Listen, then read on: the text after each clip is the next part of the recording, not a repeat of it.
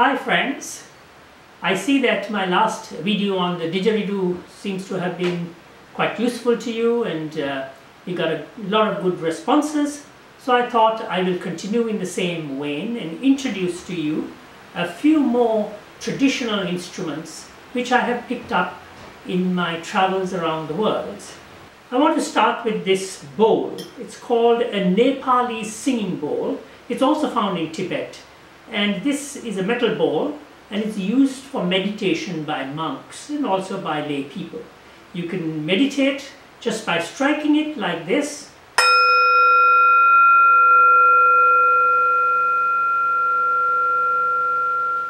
Or you can also make a very beautiful sound by simply making a vibration with the stick.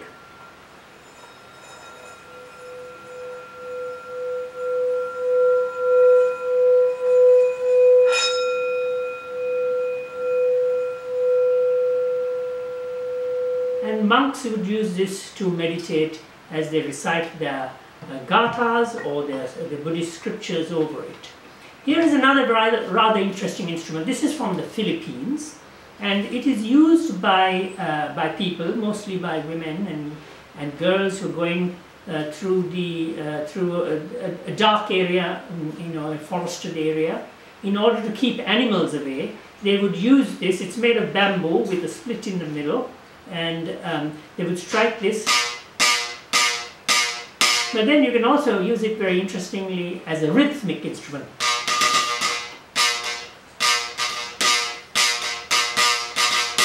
So that's a very interesting instrument from the Philippines. And here's another instrument which we have in Sri Lanka. We call it a talampota, which is basically a finger cymbal. And it's used for dancing. But you also have this in India and in Nepal. This one I think I picked up in Nepal, or perhaps in India.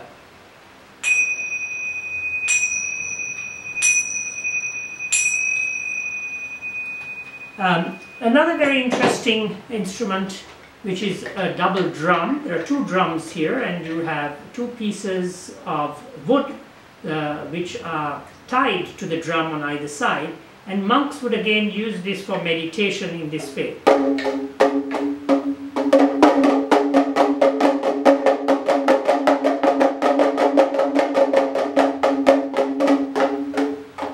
And to concentrate their mind.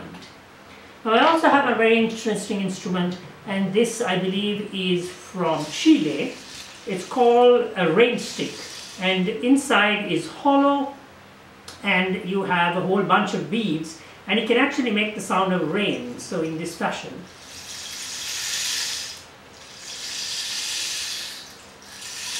And very often you have much longer rain sticks that you can use, and there you can see that's a rain stick. These are called maracas, which I believe are from the Caribbean. They are basically coconuts filled with beads, and you can go. And here is a smaller set of maracas, which are actually made of a different kind of hollow fruit, and you have a higher sound. And then I also have another instrument here, which is interesting. This is made of cane, but it's got a bell inside. So a variety of different kinds of shakers, if you like. I also have a variety of wind instruments here.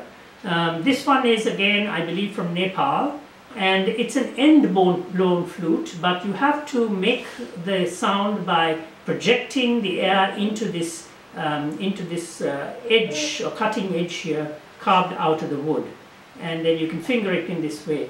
Let me try if I can make some sound out of this.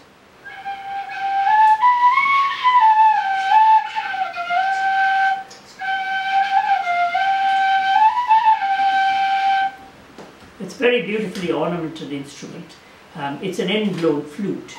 Here's another end-blown flute. This is actually from Latin America.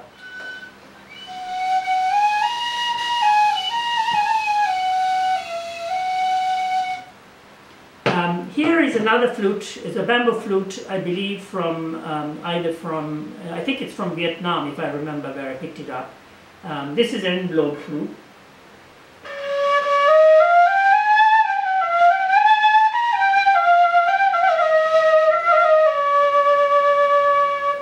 much like the bamboo flutes that are used in India and in Sri Lanka. Now here is actually a flute from India. This is a bass flute, and I'm not very good at playing this at all or even getting much sound out of this, but it actually has a very beautiful sound. And the fingers are so widely placed that I can't even finger them. But Pandit Hari Prasad Chaurasia, or we would call him Maestro Hari Prasad Chaurasia in the Western world, plays a very beautiful bass flute.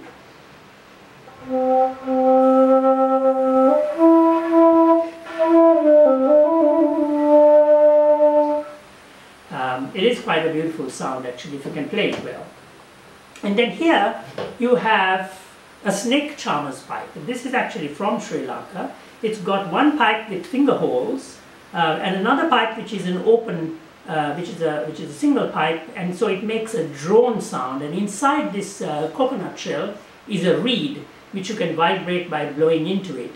And the snake charmers would, generally squat on the ground, have their feet like that, and they would play in this fashion.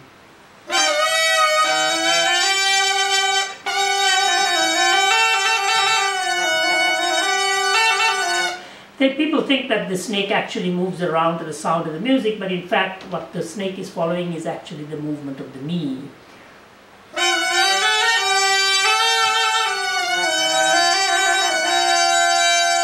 And so on and so forth. A very similar instrument that I picked up actually in China, and this is a gourd which is hollowed out, and there's a beautiful painting actually of a set of mountains there. It has two pipes here and a single pipe which can be fingered, and inside is a reed. Let me see if I can make some sound out of this.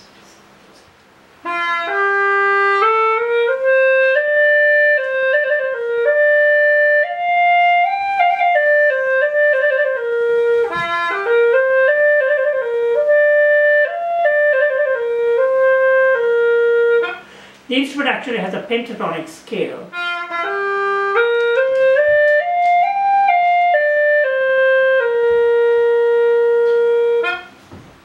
And then the last instrument I have here is what we call a bagpipe chanter. It's actually from Scotland. My eldest daughter brought this for me once when she was studying in Edinburgh. And it's actually it's a practice chanter, and inside here you have a reed. So that's the reed. And you have that inside this pipe, and you can blow and make a sound out of it. And this goes into a bag, which the bagpiper has under his arm. And there are also three pipes that go up over the shoulder, and then they would play the bagpipes by making a sound out of this and blowing into the bag and pumping air through the bag. Now I don't have a bag today because it's a practice chanter, but I'll see if I can get some sound out of this instrument.